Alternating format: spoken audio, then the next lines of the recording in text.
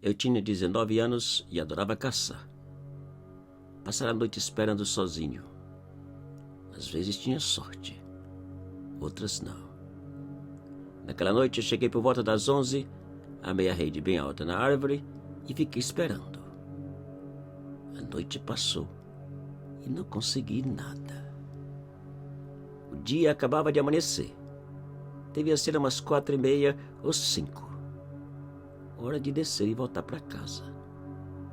Pensei, cansado e com fome. E antes de começar a desamarrar a rede, ouvi um barulho estranho. Um ruído diferente que com certeza nenhuma caça conhecida fazia. Era um barulho de algo pesado e sendo arrastado sobre a folhagem seca do chão. Apontei a espingarda e fiquei parado e olhando em direção do ruído, que lentamente aproximava e aumentava.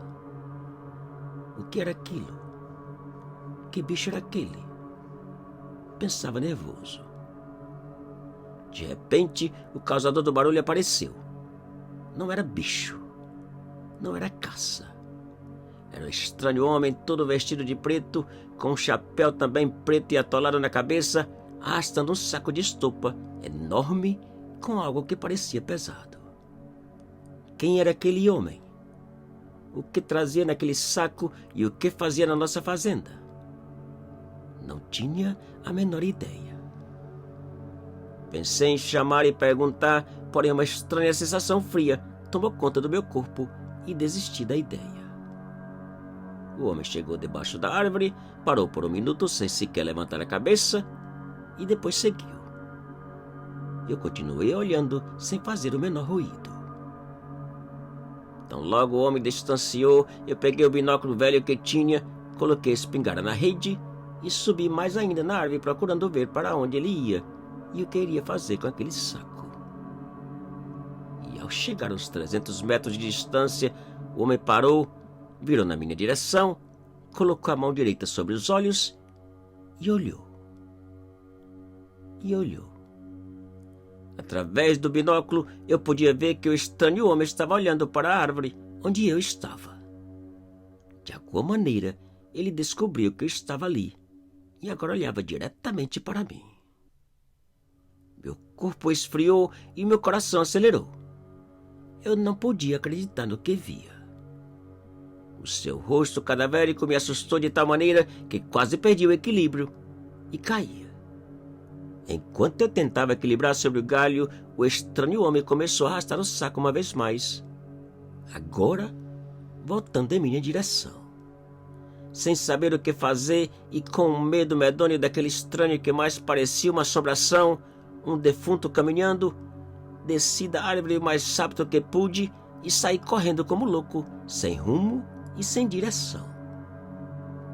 Depois de correr por um bom tempo e certo de ter deixado o homem para trás, subi a uma outra árvore e fiquei a buscar por ele com o binóculo.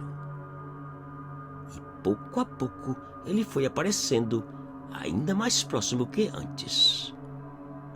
O meu pavor já era quase insuportável.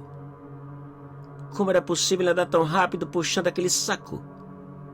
Quem era aquele estranho cadavérico? Uma assombração? O certo é que ele aproximava e assustava. Naquele instante, e só naquele instante, lembrei da espingarda. Meu medo e desespero aumentou, pois tanto a espingarda como a cabaça d'água havia ficado para trás. Nem proteção e nem água. Eu estava frito. Só restava correr. E outra vez saí disparado na carreira e quanto mais corria, mais afastava da casa dos meus pais, sem perceber. A cada 10 ou 15 minutos eu voltava a parar. Trepava numa árvore, pegava o binóculo e olhava. Ele continuava no meu encalço e arrastando o saco. A carreira durou quase todo o dia. Eu já não sabia o que fazer para livrar daquele homem ou assombração. Já não tinha forças para seguir correndo. O cansaço e as câimbras não permitiam. A fome era medonha e eu tremia. A sede era tanto que não conseguia nem cuspir. Apavorado e derrotado, sentei no pé de uma árvore e fiquei a esperar por aquele maldito homem. Já não importava se era homem, se era assombração, ou sabe lá o quê. Já não importava o que estava por vir ou acontecer. Já não importava nada. Eu simplesmente não possuía a mínima força ou condições para continuar correndo ou fugindo. Resignada à minha sorte, eu fiz o sinal da cruz, um pedido de proteção ao Senhor, e fiquei a olhar em direção do barulho que já ouvia e que aproximava.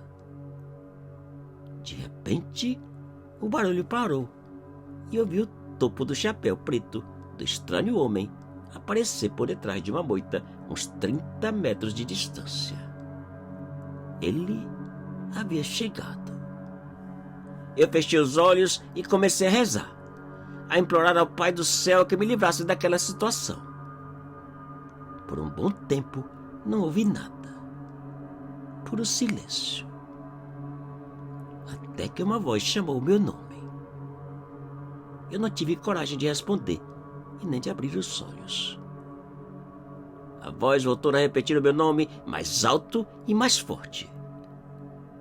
Eu continuei calado e com os olhos fechados. E pouco a pouco comecei a ouvir passos e logo em seguida meu nome mais baixo e mais próximo. Tão próximo que podia sentir sua respiração. E foi então que ele tocou com as pontas dos dedos em minha cabeça, repetindo meu nome, quase sussurrando. Com o coração nas mãos, tremendo e chorando, eu abri os meus olhos para ver o estranho senhor. A assombração. E tudo escureceu.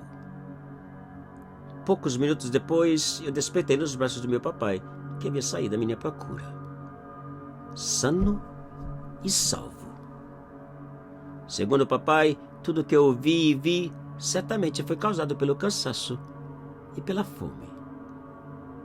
Quanto ao estranho homem, parece com as histórias que muitos contavam sobre um senhor que aparecia puxando o corpo da esposa num saco de estopa. Mas aquilo eram só histórias, filho. Só histórias. Vai descansar. Vai dormir, vai.